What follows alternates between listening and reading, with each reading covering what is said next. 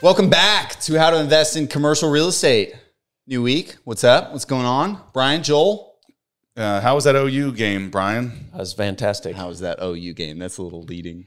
Yeah, that was pretty ugly. It only took OU one quarter to beat OSU's four-quarter performance. Actually, it only took half of the first quarter. Yeah. It was at 14 points they had them beat. Yeah. I feel like if OSU could have showed up for the rest of the game, it was theirs to win. Well, they could have because OU didn't show up for the rest of the game. Yeah. OU just quit after the first quarter. Like, we got it. Yep, done. From after that, it was terrible. Oh, man. Oh, well. All right. What else we got? Well, I played a game of Monopoly this weekend with the kids. Love that game. It got me thinking, what's the first thing you do when you go to Monopoly? You get all this money, right? And then you start playing the game and you immediately land on a property and it's up for sale. And 9 times out of 10, you buy it. Yeah, you buy it. Yeah. Right? Of course, that's what you do. You buy it. Somebody else lands on it. They pay you rent. It's a no-brainer. But when we're not in the game, people overcomplicate it. They overthink about it. They stop buying things. And I saw this picture, this meme. It was like, imagine playing Monopoly and going round and round and round, collecting $200 every time you pass go and never buying an asset that produces cash flow. Yeah, you would lose the game. You'd lose. You'd lose the game and it would suck. It would not be any fun. It doesn't matter how much money you accumulate. Sooner or later, you're going to lose Monopoly if you don't buy assets. Yeah, because you're paying all the rent to everybody else. And it was just like this, anecdote to life, right? It's so easy to get stuck in a job, pass go, collect your $200, and then go pay it in rent, pay it in consumable things, and never really advance. If anything, you're losing money every single time. So just get out there and buy something that produces cash flow, right? Don't go buy something for your first investment where you're like, oh, this is going to go up. Trust me, it's going to go to the moon. Like, buy something that pays you next month. That's guaranteed. Yeah, if you're super wealthy and you don't need cash flow to live, then you can buy assets that produce no cash flow, and with the hope or expectation that 10 years from now, 20 years from now, they'll be worth double, triple, quadruple what you paid for them. But for the average person, you can't take that risk because you need the cash flow to live. And you just can't say, well, I hope in 10 years it's worth more. What if you're wrong on that piece of property or that asset? Yeah. But the problem is most people are doing what the world tells them to do with extra money is buy a boat or buy a four-wheeler or buy a lake house or whatever they're buying, and that's going to end up bad. Or not bad, but it's just not going to maximize your potential long term. Yeah. And speaking of what everyone else is doing, I forget who said it. There's a famous quote. There's just 3 things that are for sure in life: life, death, and taxes, right? And today we're going to talk about the third. Taxes. All right. It's the most important thing. So for the average person, the average American, we'll not cherry pick states here, but the average American pays 37% on ordinary income tax. 37%. I don't think that's accurate. Right? That's max. The average is less than that. The average is less than that, but max is 37. There's a lot of people. There's a lot of people that pay 37%, even though the average American may pay low 20s. Just for the show, so we don't get a bunch of hate mail, the average is going to be way less than that because there's a whole segment of the population that either pays little or no tax just because of their income is low. But a lot of people are over the 37% federal, and that's not including the state. So combined, they're going to be 45% of their income or more when you add in Social Security, Medicare. They may be close to 50%. Yep. And that, I hate to try to guess at what that number is. I didn't look it up before the show. But if you're over, 350,000, I think, or so, you're going to be in that top tax bracket. So if I told you I was going to give you $100,000 free and clear, but the other option, I was going to give you, $200,000, but you end up paying 50% in taxes, it's kind of the same thing, right? So at some point, saving money on taxes is almost the same as making money. It's all about net cash flow at the end of the day, how much you keep. And if you're paying all that money in taxes, you're not keeping it. So this show is going to be about how to keep more money through the power of real estate. Yeah, let's do it. So what are I think we came up with 3 big ones that people need to learn about in order to reduce that tax burden with real estate.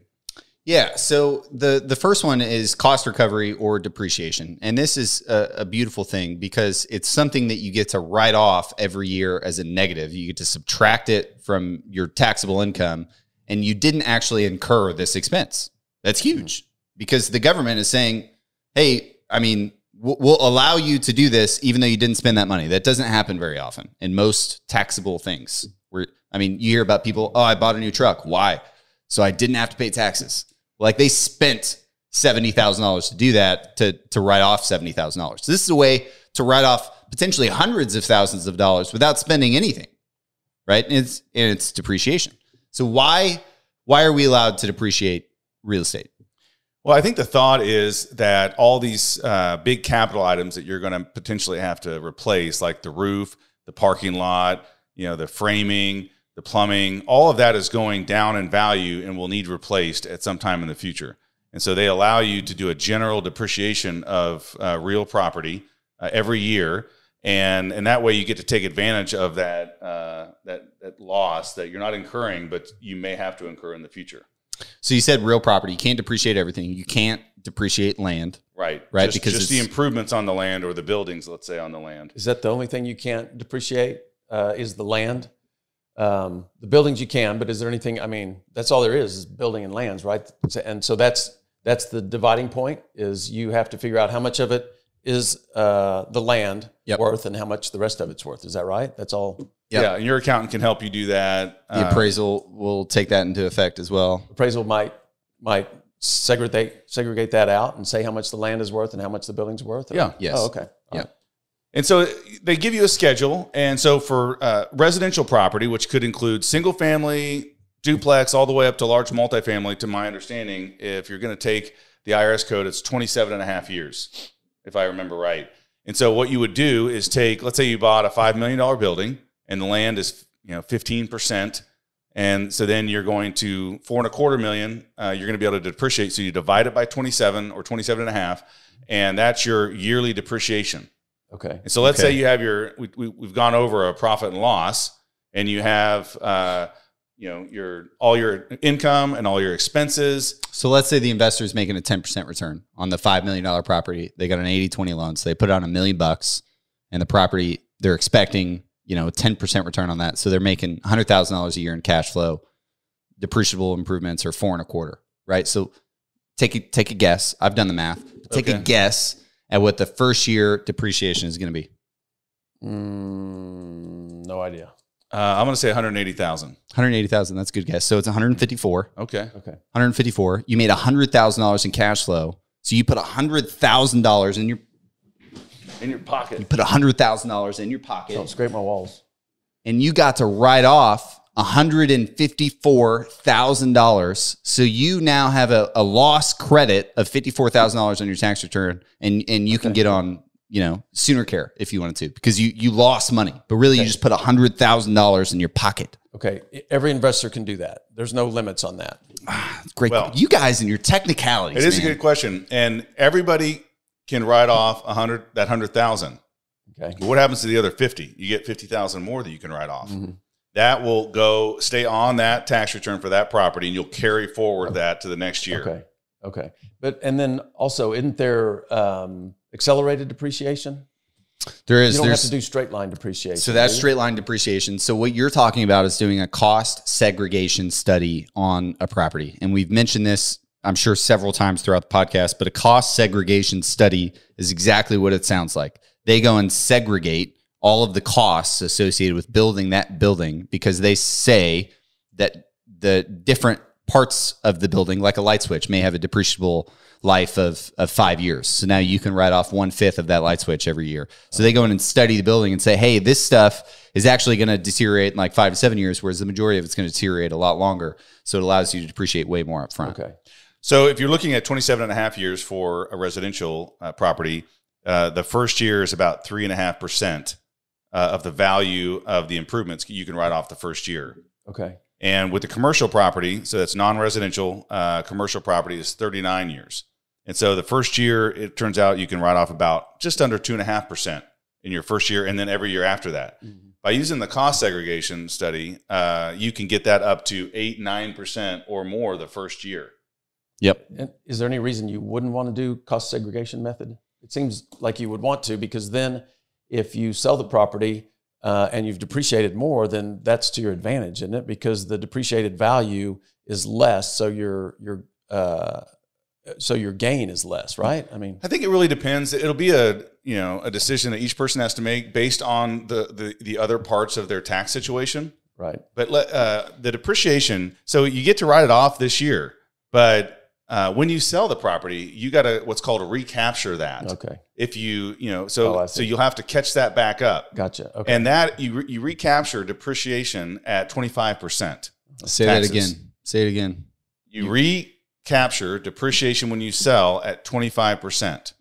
So if you are, paying, let's say you don't make a lot of money, and in addition to your, apartment investing, and you're at a 10% tax bracket, you wouldn't necessarily have to depreciate the property in order to take advantage of the situation. But if you're at a high tax bracket, well, now you can get the benefit of keeping a ton more of your income. And then when you, let's say you're at a 40% tax bracket or a 35% total tax bracket, now when you recapture, you're only recapturing at 25, and you got that basically interest-free loan from the government while you held that property. Right. So most people it's going to benefit in some way or another. Interest-free loan from the government. So yeah, that is exactly what it is.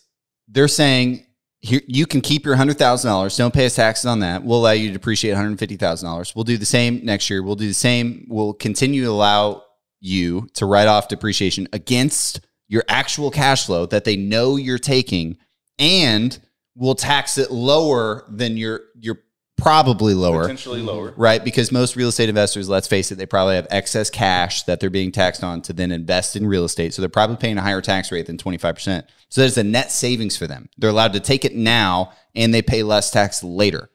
That makes no sense. Yeah. How do they say you can pay us less taxes now and less taxes later? It seems like they should get you at some point, but they don't. And so the depreciation that you're taking, you can count that again, offset capital gains and income both with that depreciation on your taxes?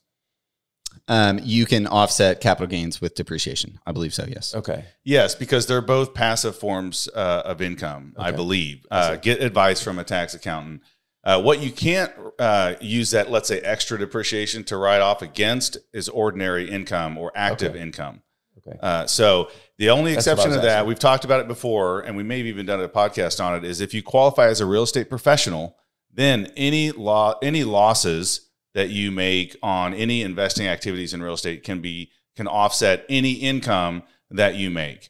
Okay. And so that's the only exception, is if you can qualify as a real estate tax professional. Otherwise, if you're an investor on a deal and you are getting cash flow from a deal and you have more depreciation than you have cash flow, it just stays in that deal and rolls to the next year, and you get to use it again against future income, because maybe your income will go up and your depreciation may stay the same if you haven't cost segregated done the study. And so that way, as the cash flow increases, you have depreciation sitting there in your tax return that you can offset for future years. Okay, real quick, one more question: who does the cost segregation study? There's a bunch of companies out there that do cost segregation studies. Just type it in Google, put a little bit of effort, and you'll come out with some knowledge. Okay. All right. Okay, that's the first one, is depreciation. And it's so valuable with real estate. It's really what sets real estate apart from some of the other asset investments that you can look at. Second. It's arguably why the real estate designation was created, is depreciation, right? So these big active income earners weren't just buying depreciation from anyway. Right. So to figure out your tax liability, you take your sale price minus your adjusted basis, which is just the cost you paid for the property plus any cost it took you to buy that property. And then you subtract your depreciation again, because you're paying depreciation recapture on that. And this is your capital gains, or the amount that's subject to capital gains. And capital gains is an even lower tax bracket than depreciation recapture. Capital gains is 20%. Well, it depends. I've got the numbers right here. Yeah. We went ahead and wrote this down just so you'd have an idea. If you're married filing jointly, and there's for, you can file single. You didn't single out the single people? No. What about the head of households out there? Those are less than married filing jointly, so I just went with that, but you can look it up, and they're actually pretty similar. But the capital gains tax percent is 0% for any capital gains from 0 to about $90,000 in a given year. For a married couple. That's free. So once again, that's a reason you should be buying assets, not just real estate, is any asset that you get capital gains on. You get a free $90,000 you don't have to pay income on. I mean, come on, that's a great deal. Mm-hmm. People that make 70, 60, 50, 90, they're all, bitching about the taxes they pay. Well, here, if you invest in assets, you can get free $90,000. Mm-hmm. Then it goes to 15% from about 90,000 to about 550,000. Wow. So 15% is lower than most people are paying. But you know who it's really lower than is an active income earner making 400,000. They're going to be in the 35% tax bracket. Right. And so here, if you make another 400,000, you're not paying 35, you're paying 15. Yeah, that's nice. And then the last bracket is anything over about 550,000, you go to 20%. And so that's why people focus on assets, because you can make an infinite amount of money and you're only getting taxed at 20%, not paying half of your income like most high income earners. So it's a real big advantage. Yeah, theoretically, you could make what, like 17% less if you were only making money in capital gains instead of active income? On the federal level, yeah. So you could be 17% less productive or less there. You could miss 17% of days at work and just buy assets. I mean, it's crazy. For most people, their tax bill is the most expensive thing they have to pay. It's the biggest expense they have in a given year. And so people spend spend time trying to reduce expenses, trying to save money. They do it all the time. But most people don't spend any time educating themselves on taxes and how they can lower that bill, even though it's their biggest expense. Yeah, good point.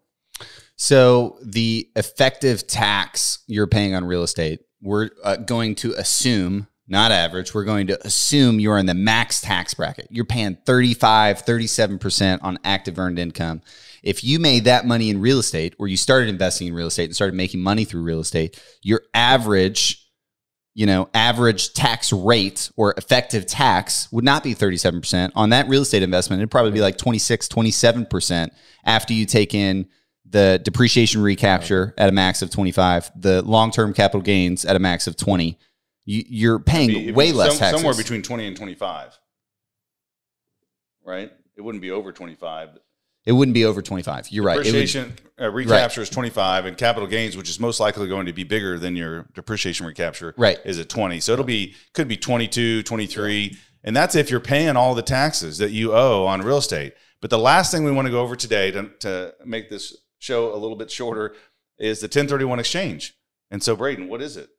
Yeah, the 1031 exchange is what they do to help incentivize reinvestment back in real estate. So when you sell a real asset, you're allowed to take that basis and exchange that basis of equity into a new property while deferring the tax. So when you sell the new property, you pay the tax on that basis from the old property. All right, so let me give you guys a little bit of an example. I like to use $5 million because it's kind of an average commercial real estate size. We could use $1 million, doesn't matter. But let's use $5 million. You buy this property, you hold it for a long time. And let's say you did the cost segregation study and you've held it for 10 years, 15 years. Now you've depreciated that down to $1 million, your basis down to $1 million. But in that 10 years, the value of that property has gone up to, let's say you got really lucky and it went up to $10 million. Whoa, really lucky. Yeah. Well, I mean, it's happened in the last 10 years. You're a lucky guy. Easily. You're a lucky guy, though. So now we go to sell it. What would be my tax burden? Well, I've saved money on taxes the whole 10 years I've owned it. Yep. But now I've got to recapture that $4 million just for ease. I know there'd be land value there, but $5 million down to $1 million. I got that $4 million. I got to recapture that at 25%. So that's $1 million in tax burden. And then on the $5 million, I owe another $1 million, 20% on the capital gains from the $5 million I bought it to the $10 million I sold it for. That's another $1 million. So my tax burden is $2 million. Oh my gosh. Now, you could say, well, you paid your mortgage down over that 10 years. So you only owed, let's say, $3 million when you sold it, and you sold it for 10. So you're coming out with $7 million, Joel, and you can pay $2 million in taxes. But what if I wanted to invest that whole $7 million, getting that working on a bigger property? But what if I didn't? What if I didn't want to pay taxes? Yeah. What if you didn't want to pay any taxes? Well, the 1031 exchange says as long as you take whatever you come out of that property with, $5 million, $7 million, $2 million, as long as you reinvest that into a building or 2 or 3 buildings, equal size, equal value of the $10 million building. Within 6 months. Within 6 months, then you defer that tax. And you have to until when? You have to invest the total amount. You couldn't just take some out, put it in the bank. And whatever you take out is taxed, and it's taxed heavily. You have to. I don't want to speak to how much, but I think if you only kept $2 million, then I think that may all go to that $2 million that you owed. Oh, okay. We haven't done it, but Yeah, there would be. You can actually take some, but you would owe a significant amount of tax on the small portion that you kept. And on the flip side of that, you just said you have to buy a similar sized deal. You can't just put that $7 million in and then go grab another $7 million. And of course, you wouldn't get. You'd be. I mean, there's no tax savings on that second $7 million, but you could buy something much bigger, couldn't you? Yeah, you could do that. Okay, as long as the value of the properties, that's what, it can be one. I think up to 3 or maybe even more. As long as you're buying properties that are equal to or greater than the $10 million that you purchased that property or that you sold that property for, you're good. And then, how similar do the properties need to be? I mean, Not at all. Really? I mean, there's a lot of latitude. It needs to be real property. Okay. Can't be ownership interest in an LLC. That trips most people up right there. Mm-hmm. You can't add new partners. I mean, it gets kind of hairy, but there may be specific examples that you could do, like stock purchase if you sold it to a public company, but I don't want to really get into that. It's pretty complicated, but generally speaking, it's any real property that you are the owner of. Or let me say this, the seller of the property needs to be the buyer of the new exchange property. Okay. That actually makes way more sense. Yeah. So it could be an LLC sold here. That LLC needs to be the buyer. Or if you're the seller, you need to be the buyer.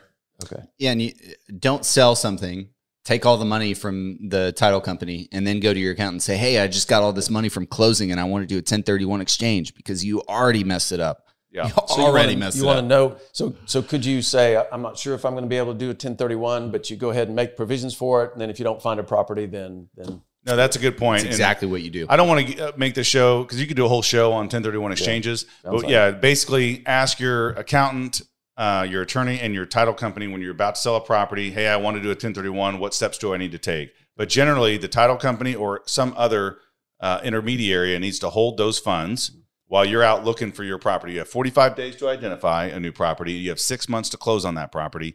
So if you try it and you don't find anything to exchange into, then you just take the funds and pay your taxes. Okay. Like you said, we could talk about 1031 exchanges forever, because it truly is a wonder of real estate.